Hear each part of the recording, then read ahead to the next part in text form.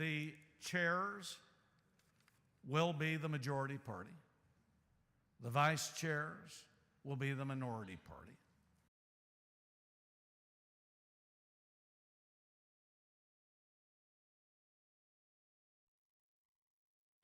All right.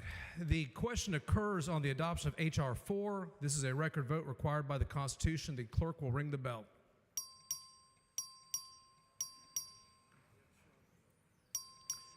Show Mr. Hunter voting aye.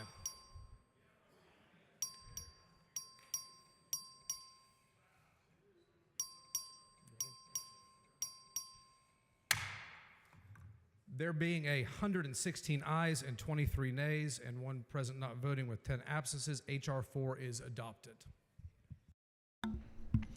All right, guys. Thank you all for tuning in to another video of my channel. I know I don't make these videos frequently. I have been a little busy with life. I've been a month into fatherhood. A lot of crazy things have been happening, but I did want to make a video, an updated video as to what is going on in the Texas legislative session. So the main thing, or one of the big, or big events that happened recently, besides the new Speaker of the House being voted on, happened on January 23rd, when the rules for the House of Representatives was voted on. So the House of Representatives and the Senate, they all have rules as to how they conduct their business, how they vote on bills, how a bill starts off. They all have their rules, amendments, debates, stuff like. They all have the rules that kind of put order to each chamber. So H.R. 4, what the vote that you all just saw, the House Resolution 4, it's a packet that contains all of the rules as to how each chamber is going to conduct its business. So H.R. 4 contains the rules for the House of Representatives. That's how they're going to do their business. They have to follow those rules when it comes to a bill going to committee, how the committee is going to vote on it, the subcommittees, how it gets to the floor of the House, how votes are done on that bill once it gets to the floor, amendments, how amendments are going to happen if anybody wants to amend that bill, debate, all that stuff. All of that is controlled by the rules, was just voted on and was just passed. The main takeaway was that in these rules there was a rule that said no Democrats would be appointed chairman or chairwoman of a committee. So why is that important? Because so let's take it from the beginning.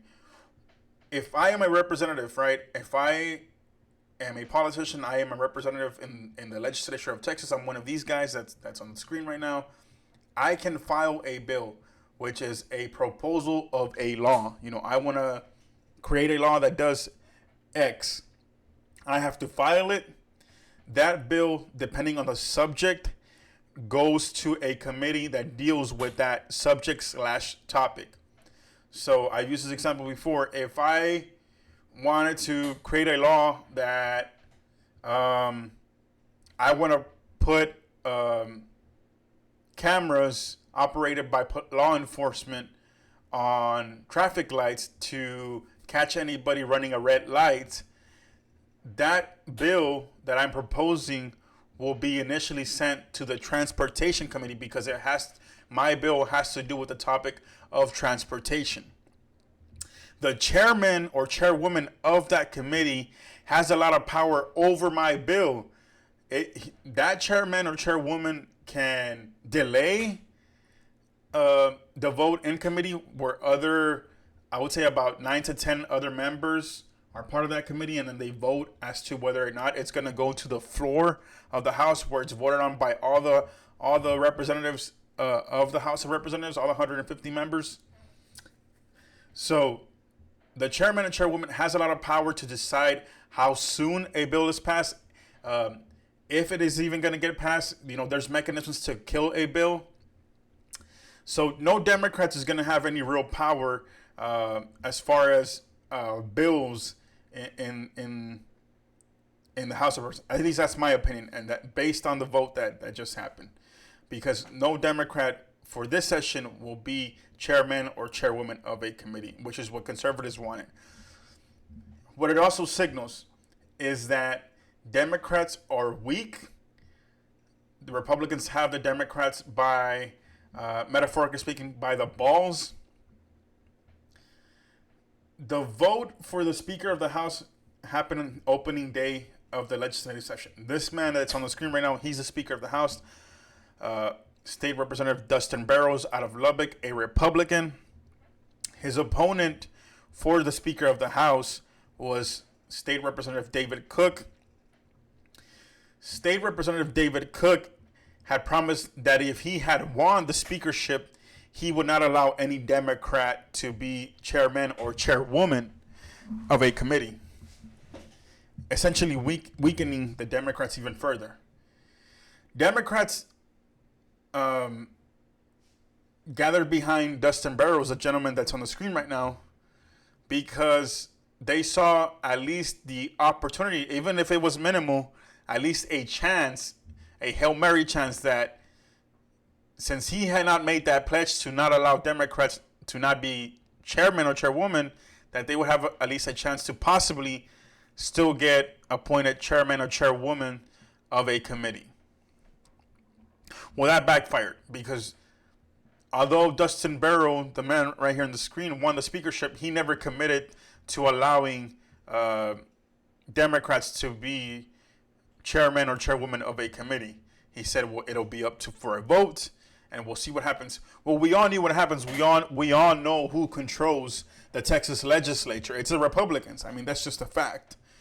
So their move backfired. The rules are now for this session for 2025 is that no Democrat will be the chairman or chairwoman of a committee. They try to create, or they tried to throw Democrats a bone by also putting in the rules that all the vice chairs will be Democrats. So all chairmans and chairwomen will be Republicans of a committee. Will be Republicans. All vice chairs of the committees will be Democrats. So every committee has a chairman or chairwoman, and they also have a vice chair. So think about how every president has a vice president. That's the same thing applies to a committee chairman or chairwoman. But really, the vice chair has no power. The power resides in the chairman or chairwoman of that committee.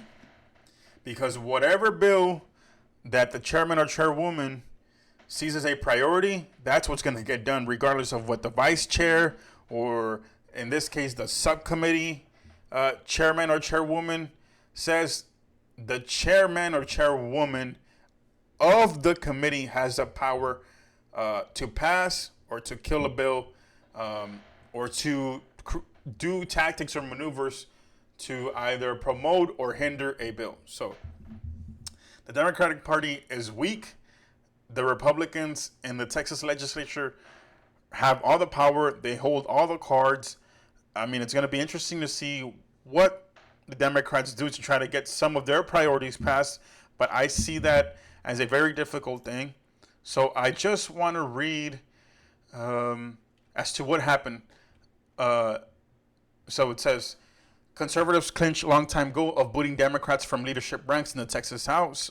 So again, they took other leadership positions. The Republicans took all the Democrats' leadership positions from them. So the Texas House on Thursday voted to ban members of the minority party from leading committees, achieving a major goal for conservative Republicans and upending a tradition of power sharing that had been in place since the 1970s. The push to ban Democrats from leading House committees was a rallying cry for conservative activists who saw power sharing with the minority party as a betrayal of Republican voters. They said continuing to give leadership positions to Democrats stalled conservative legislation that they and the Republican Party of Texas supported. Now, neither chamber of the Texas legislature will have members of the minority party leading a committee for the first time since 1969, according to the legislative. Okay, and then last paragraph. Allowing Democrats to continue leading the legislative committees was a major sticking point in the race for House Speaker. Democrats sided with Speaker Dustin Burrows, a Lubbock Republican, because the other candidate in the race, Mansfield Republican David Cook, had pledged to block them out of leadership positions. Burrows had not weighed in on the question, saying he would leave the decision to the chamber's 150 members, a sign Democrats saw as an openness to continuing the House's long-standing tradition of power sharing. So essentially, the Republicans said, we no longer want to share any power with the Democrats because we have all the votes and the Democrats suck and they're stalling, or they're trying, they kill every piece of legislation that we propose. So I want to move on to Lieutenant Governor Dan Patrick, who runs the Senate. The Lieutenant Governor runs the Senate. Okay, so that's very important because he holds a lot of power even though he's not the actual governor. So this is what he says about the newly elected Speaker of the House, Dustin Burrows. And it's a clear signal to Dustin Burrows that he better fall in line or else he might not be here the next legislative session. And so it gives you an insight as to how things are going to go in the legislative session and how the Speaker of the House, although he was he got the position because of Democrats, that doesn't mean anything because he wants to keep his position, and most of all, he wants to keep he wants to still be a part of the legislature. So let's see what Lieutenant Governor has to say. Happened with the Speaker of the House, Dustin Burrows, elected over there as the next Speaker of the House. A lot of people see him as a continuation of Dade Phelan. Do you expect Burrows to have an impact on any of your priorities? He has told me, and I've worked with him in the past, he has told me that he's going to be the most conservative speaker ever. He's going to be put to the test because we have passed bill after bill after bill. For example, we passed bail reform to keep murderers and rapists and child sex offenders off the street from getting bail. And the House has killed it every time. Is he going to pass it? Or is he going to let the Democrats kill it again? Because that's what Dade Phelan did. We passed to put the 10 Commandments back in our schools. We didn't even get a hearing on it. We passed a bill that said China can't buy all our Texas land. They killed that bill. We tried to stop CRT in our higher education. They killed that bill. I could give you a long list of bills, not just passed by Republicans, mind you, in the Senate, but bills that passed, we have 31 senators, bills that passed 26-5, bills that passed 31-0, died over there. So look, my main goal this past 2 years since the last session was that Dade Phelan wasn't back. He's not back. So that's a victory. Now, Dustin Burrows, who was his right-hand man, is he going to be Dade 2.0 and let the Democrats run him? Or is he actually going to be a strong conservative speaker and pass these bills that the people of Texas, the majority, want to pass? Wow, I mean that says it all. I mean he's not mincing his words. One thing that you have to respect about Republicans, and especially Lieutenant Governor Dan Patrick, is that he tells you how it is.